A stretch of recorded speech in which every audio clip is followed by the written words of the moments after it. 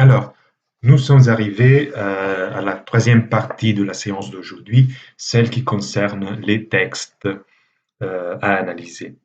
Aujourd'hui, je voudrais me concentrer en particulier sur deux textes, donc la chanson de Roland et Aucassin et Nicolette. Ce sont les deux textes que je vous avais demandé de préparer à l'avance.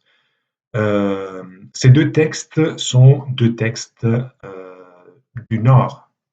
Donc, la chanson de Roland est un texte anglo-normand et Aucassin et Nicolette est un texte picard. Alors, quelle est l'importance de ces deux textes? C'est de vous montrer que, comme je vous avais déjà dit plusieurs fois, euh, au Moyen Âge, il n'existe pas une seule manière d'écrire le français, mais il y a plusieurs variantes graphiques, orthographiques, dialectales qui coexistent dans la littérature. Et en particulier, les dialectes du Nord, les scripta du Nord, sont très importantes pour la littérature parce que elles sont même plus importantes que le français central, le français qui deviendra le français standard. La production littéraire au Nord est très importante. Donc, pour cette raison, je voudrais vous montrer aujourd'hui ces deux exemples de textes pour vous donner quelques informations sur certains phénomènes qu'on trouve dans ces textes et qui se détachent de la norme grammaticale et orthographique du français standard. Nous commençons par la chanson de Roland. Alors, la chanson de Roland est un texte, comme je vous ai dit, très ancien. C'est le premier chef-d'œuvre de la littérature française, composé avant 1100 et d'après certains savants, vraisemblablement vers 1086. Donc, il s'agit d'un texte très ancien, très archaïque, et sa forme graphique atteste justement euh, cette particularité. Mais c'est un texte aussi qui, qui est écrit justement dans un dialecte anglo-normand qui a des traits anglo-normands, pas tout à fait un dialecte normand, mais qui a des traits anglo-normands qui est intéressant de remarquer, qui sont intéressants à remarquer. La chanson de Roland raconte le récit de la bataille de Roncevaux, une bataille historique donc, qui a vraiment eu lieu, mais qui apparemment n'a pas eu une énorme importance. Donc c'est un épisode mineur, si vous voulez, qui a eu lieu en 778 entre une partie de l'armée de Charlemagne et les Sarrasins d'Espagne. Mais cet épisode a été, comment dire, agrandi, est devenu dans ce texte littéraire fondamental comme base de l'épique française, donc de toute la lutte des Français de Charlemagne contre les Sarrasins d'Espagne. Et donc c'est un texte qui fonde en quelque sorte euh, la civilisation française et l'épique de la civilisation française. Le manuscrit le plus important de la chanson de Roland est un manuscrit anglais, comme je vous ai dit. Un manuscrit qui aujourd'hui est conservé à Oxford et qui a été composé, qui a été écrit vraisemblablement entre 1125 et 1150. C'est le manuscrit le plus ancien de la version que nous connaissons de la chanson de Roland et c'est un manuscrit qui présente, comme je vous ai déjà dit, des traits typiquement anglo-normands. La métrique de la chanson de Roland, la chanson de Roland a été écrite en laisse de décasyllabes assonancés et évidemment, je l'ai déjà répété plusieurs fois, la coloration linguistique est l'anglo-normand. Donc, je passe à l'analyse des premières laisses de la chanson de Roland pour vous montrer quelques éléments particuliers et intéressants. Vous pouvez remarquer, j'ai mis en évidence en jaune les mots qui nous intéressent le plus et sur lesquels je vais m'arrêter. Et je l'ai fait aussi dans les fiches précédentes, donc dans les textes précédents. Comme ça, cela vous facilite la tâche de repérer immédiatement les formes qui sont particulièrement intéressantes et dont on a parlé. Alors, dans la première laisse de la chanson de Roland, on peut immédiatement voir certains phénomènes typiques. Par exemple, on voit le mot Carles et le mot Castel. Ces deux mots, comme vous voyez, commencent par un C suivi par A. Or, ce C suivi par A, si vous allez repérer dans les fiches de phonétique, vous pouvez constater qu'en français standard, ce C palatalise. Et ça donne ch d'abord et ch ensuite. Donc, c'est le résultat actuel, c'est Charles et château, évidemment. Or, dans les dialectes du Nord, et dans l'angle normand en particulier, la palatalisation n'a pas de lieu. Donc, il y a une conservation du C vélaire. Cela est typique non seulement de l'anglo-normand, mais de tous les dialectes du Nord. Comme vous verrez, il y a beaucoup de traits communs entre le dialecte anglo-normand et le dialecte picard. Donc voilà un premier phénomène qu'il faut retenir. Un deuxième phénomène concerne le mot reis. C'est roi, évidemment, mais comme vous pouvez constater, la deuxième diphtongaison n'a pas eu lieu. Donc le mot latin regem a évolué normalement à la première étape de la diphtongaison, EI, mais l'évolution n'a pas continué. Il y a là un trait à la fois archaïque et typique de l'anglo-normand. Donc on s'arrête à la première étape de la diphtongaison. Une dernière forme que je voudrais analyser dans cette première laisse est la forme reclaimed. Or, en réalité, cette forme en français standard, ça devait donner c'est réclamer. Donc, ça devait donner un A, tout au plus une diphtongue AI. Mais, et là, il y a encore une fois un trait typique de l'anglo-normand. En anglo-normand, il y a confusion entre AI et EI, parce que la prononciation est la même. Donc, même au niveau graphique, parfois, des formes qui devaient être écrites en AI sont écrites EI, et des formes qui devaient être écrites en EI sont écrites AI. D'ailleurs, comme vous pouvez constater, il y a là donc je vous ai dit que c'est des laisses assonancées. Donc l'assonance, la voyelle devait être la même. Mais comme vous voyez, il y a parfois des formes en AI et parfois des formes en EI. Mais puisqu'elles se trouvent dans la même laisse avec la même assonance, la prononciation doit être la même. On peut ainsi passer à la deuxième laisse et à d'autres phénomènes typiques de l'anglo-normand.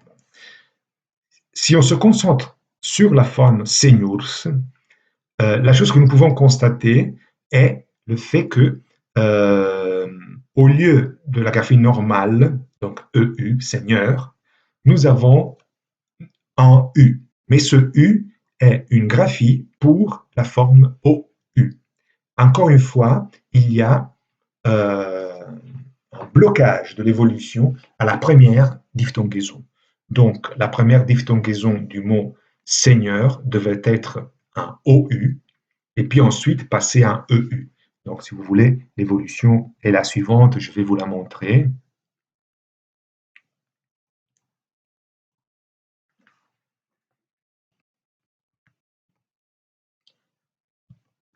Alors, ça, c'est la première étape de l'évolution qui évolue ensuite de cette manière. Pardon. L'anglo-normand s'arrête donc à la première étape. Mais non seulement l'anglo-normand s'arrête à la première étape. L'anglo-normand utilise un simple U pour indiquer la forme OU française. Pourquoi cela? Parce qu'en anglo-normand, le U palatalisé, le son U, n'existe pas. Donc, le U sert aussi pour exprimer le son OU qui est normalement écrit avec la graphie OU. Ça, c'est un trait typique de l'anglo-normand. En fait, vous voyez qu'il y a beaucoup de fois un U, là où normalement, en français, il y a un O. Saragus, c'est Saragosse. Umbre, Culched, Umes, Cuntes. Donc, chaque fois, un U, là où on s'attendrait à un O ou un OU. Cela est un trait typique de l'anglo-normand.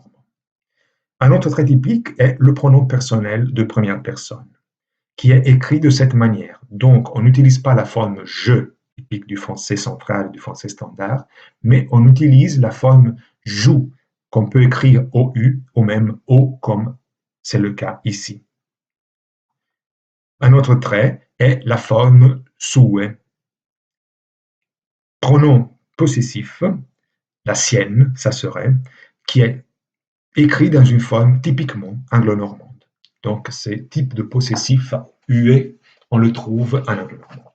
Je ne parle pas de Castel parce que on a évidemment déjà parlé de cette forme et du manque de palatalisation du C, et je passe par contre à la laisse suivante, où nous trouvons d'autres phénomènes. Alors, je n'insiste pas sur des phénomènes qu'on a déjà commentés, hein. Vous voyez Cargets, Car, Carrier.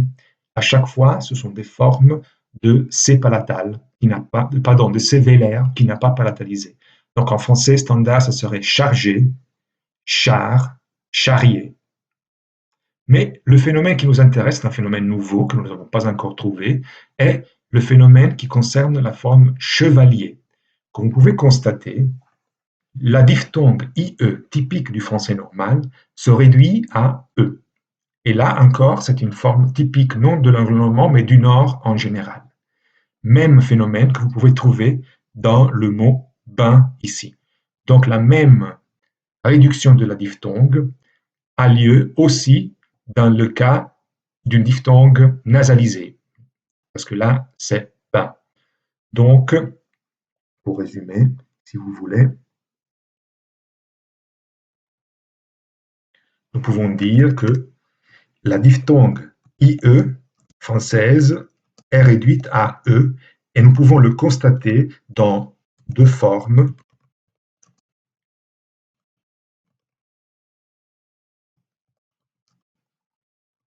Voilà. Ces deux exemples nous montrent la réduction de la diphtongue.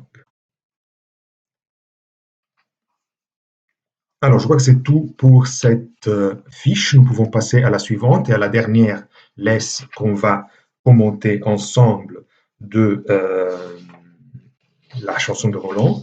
Et là aussi, il y a le même phénomène que nous avons constaté, donc c'est men à la place de mien, melt à la place de mieux. Vous pouvez constater aussi que en anglo-normand, mais c'est peut-être aussi un trait archaïque, le L ne vélarise pas encore. Donc là, il y a un L à contact avec un Z. Ça devrait donner U, donc mieux, effectivement, mais le L est conservé. C'est la même chose qu'on trouve ici. Volt est la troisième personne du présent de l'indicatif du verbe vouloir. Donc ça serait la forme veut en français standard. Et donc nous remarquons deux choses. D'abord, le manque de vélarisation du L, mais aussi le manque de diphtongaison. Là aussi, c'est un trait archaïque. Le O de volt ne devient pas E, écrit EU, mais il se conserve avant la diphtongaison. Donc, vous voyez que ce texte nous présente, si vous voulez, un ensemble de traits, d'un côté typique du Nord, et donc c'est le témoignage du fait que ce texte a été, sinon composé, en tout cas retravaillé au Nord, et d'ailleurs le manuscrit qui nous le conserve est un manuscrit du Nord, mais nous avons aussi la présence de quelques traits archaïques, parce que la chanson de Roland est un texte très ancien, dans lequel certaines étapes de l'évolution n'ont pas encore eu lieu, en tout cas du point de vue graphique. Il se peut que dans certains cas, la prononciation de ces mots soit déjà évoluée, mais la graphie reste archaïque et elle conserve des traits anciens. Alors, c'est tout pour la chanson de Roland. Je passerai maintenant au deuxième texte qui nous intéresse, que je voudrais commenter, c'est-à-dire Aucassin et Nicolette. Alors, Aucassin et Nicolette est un texte beaucoup plus tardif qui a été écrit entre la fin du XIIe siècle et la moitié du XIIIe siècle. Donc, si vous voulez, c'est la période classique de l'ancien français. Donc, c'est un texte qui a été écrit dans une phase dans laquelle la plupart des évolutions phonétiques ont déjà eu lieu. C'est un texte particulier parce que c'est un genre spécial qu'on appelle chante-fable. D'ailleurs, Aucassin et Nicolette est le seul représentant de ce genre littéraire chante-fable. C'est un genre qui se compose de parties en prose intercalées de parties en vers faites pour être chantées. En fait, vous voyez à gauche le manuscrit de Aucassin et Nicolette, vous voyez qu'il y a la notation musicale. en correspondance des parties en vers qui doivent être en effet chantées. Ce manuscrit dont je vous parle est un manuscrit conservé à Paris, le numéro 2168 du Fonds français de la Bibliothèque nationale. La métrique, je vous l'ai déjà anticipé, est particulière. C'est un texte en prose avec des insertions en vers. Et la coloration linguistique, cette fois, est picard. Donc toujours un dialecte du Nord, différent de l'anglo-normand, mais qui partage avec l'anglo-normand un certain nombre de traits que nous allons vérifier ensemble. Voilà donc la première partie du texte que je vais analyser avec vous. Et vous pouvez constater immédiatement la présence d'un trait que nous avons déjà rencontré dans la chanson de Roland, c'est-à-dire le manque de palatalisation de C devant A. Cambre à la place de chambre, caut à la place de chaud. Donc, le C vélaire devant A ne palatalise pas. La même chose, on peut la constater pour le G aussi. G vélaire, gardin, c'est jardin. Et 3 fois, donc ici, ici et ici, le mot jardin est écrit avec G vélaire. Donc, les deux consonnes vélaires, C et G, devant A, ne palatalisent pas. Il y a un autre phénomène qu'il faut considérer dans cette forme-là, et c'est le G final. Ce G final qui pourrait, alors c'est vrai que les autres formes ne l'ont pas, mais ce G final pourrait témoigner d'une prononciation particulière de la forme 1, une forme vélarisée de cette manière qui correspondrait en quelque sorte à la prononciation du gérondif anglais, donc des formes en ing du gérondif anglais. C'est une possibilité, ce n'est pas tout à fait sûr, mais c'est une possibilité. Un autre trait dont il faut parler, c'est le conditionnel remandrouet. Alors, normalement, dans le conditionnel, c'est une chose qu'on a vue aujourd'hui dans la partie de phonétique. Donc, quand dans l'évolution phonétique, deux consonnes qui ne sont pas de la même nature se trouvent à contact, normalement, le français introduit une consonne de transition pour faciliter la prononciation. Dans ce cas, ce serait un D. En fait, la forme française standard aurait ce D, remandrouet. Une caractéristique des dialectes du Nord, c'est le fait d'éviter l'introduction de cette lettre de transition. Et dans ce cas, en fait, vous n'avez pas le D. Là aussi, c'est une forme du Nord. Pour passer à un phénomène plutôt morphologique que phonétique, vous avez ici lit vieille, où l'article est utilisé dans la forme masculine, même si le substantif est un substantif féminin. Donc, ça serait la vieille. Là aussi, c'est encore une fois un trait typique du picard, c'est-à-dire l'emploi des articles masculins pour des formes féminines. Le dernier mot que je voudrais analyser avec vous dans cette fiche est cette forme-là, c'est vesture. Il y a deux choses à dire. La première chose, c'est l'adjectif possessif. Ça serait sa vesture. Là aussi, vous voyez que le picard a un traitement particulier des formes du féminin. La forme féminine typique de l'adjectif possessif n'est pas ça, comme ça serait en français standard, mais plutôt ce. Et encore une fois, c'est un trait typique du picard. Mais aussi le substantif vesture est intéressant. Parce que dans ce cas, en français standard, on aurait, en tout cas encore à l'époque de composition d'Aucassin-Nicolette, le E central de transition. C'est-à-dire que l'évolution amènerait à avoir un hiatus EU. Je vous donne l'exemple, ça sera plus facile à comprendre. Alors, si on prend le latin, ça serait vestitura. Donc, ce I a valeur syllabique et en fait, dans le français standard, dans le français médiéval standard, on le trouve sous la forme vesture. Donc, il y a ce E qui n'est pas un E accentué, n'est pas E, mais c'est un E qu'on appelle central, c'est un E de passage qui, dans le temps, est absorbé et disparaît. Or, dans les dialectes du Nord, cette évolution a eu lieu de manière plus précoce. Et donc déjà à l'époque de Cassin et Nicolette, on trouve vesture avec élimination du E central. Je crois que c'est tout pour cette première fiche d'Aucassin et Nicolette. On passe à la deuxième, qui est aussi la dernière. Et là aussi, nous avons déjà des phénomènes que nous avons déjà rencontrés et d'autres phénomènes nouveaux qu'on va traiter de manière spécifique. Alors, le C vélaire, on l'a déjà répété plusieurs fois, mais cette forme est intéressante parce que ça serait chevaux, les chevaux blancs. Euh, Or, dans ce cas, il n'y a pas seulement le manque de palatalisation, mais il y a aussi une évolution particulière de la forme vélarisée. On a parlé encore ce matin, mais déjà la séance précédente, de la vélarisation du L devant S. Là, c'est un cas où il y a vélarisation, mais c'est une vélarisation qui ne coïncide pas avec la forme normale du français médiéval. Ce mot, les mots cheveux, pardon, euh, en français médiéval, devrait s'écrire comme ça.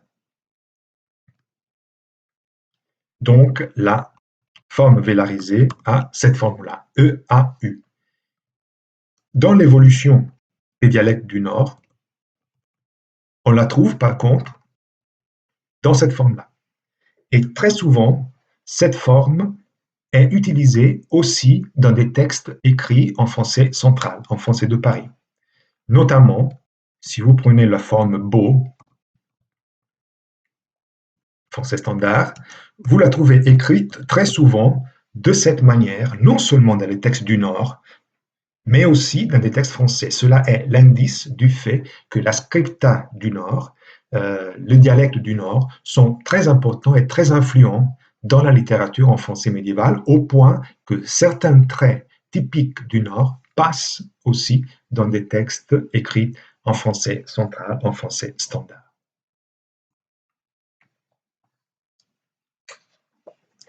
Vous remarquez aussi, toujours pour rester sur la vélarisation, le fait que le G ne palatalise pas non plus, hein, gambe au lieu de jambe. Mais le problème de C et G ne concerne pas seulement C et G suivis par A, mais aussi C et G suivis par E et I, c'est-à-dire par des voyelles palatales. Dans ce cas, normalement, on doit écrire la forme avec un H. Par exemple, là, ça serait blanche. Et là, ça serait chef.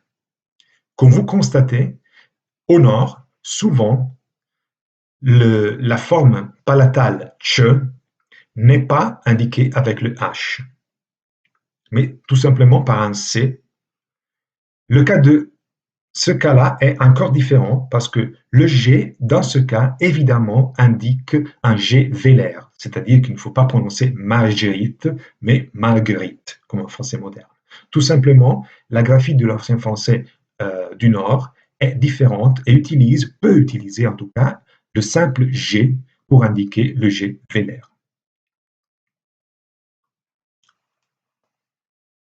Alors, vous avez là un phénomène que nous avons déjà rencontré, dont je vous donne un deuxième exemple, lithos, ça serait la tour. Donc, euh, encore une fois, un substantif féminin accompagné par une forme de l'article qui est masculine. C'est un trait vraiment typique du Picard. Je vous signale également un phénomène que nous avons déjà trouvé en anglo-normand dans la chanson de Roland, et c'est cette forme. Ici, ce serait l'adverbe où. Donc, elle vint à la tour où étaient ses amis.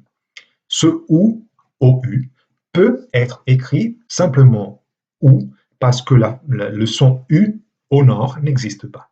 Et donc là, vous en avez un exemple. Un dernier trait intéressant qu'il faut signaler et qui nous donne aussi, que nous avons déjà rencontré en partie dans la chanson de Roland, mais que nous voyons ici avec une évolution ultérieure, c'est la réduction de la diphtongue IE. Alors, dans ces deux exemples, lius, pardon, et pilier, vous avez une réduction différente de la diphtongue IE. Typiquement, au nord, la diphtongue IE est réduite, mais elle peut être réduite à E, comme dans le cas de pilier, ou comme dans le cas de chevalet qu'on avait vu dans la chanson de Roland, mais aussi elle peut être réduite tout simplement à I. Je vous donne l'exemple.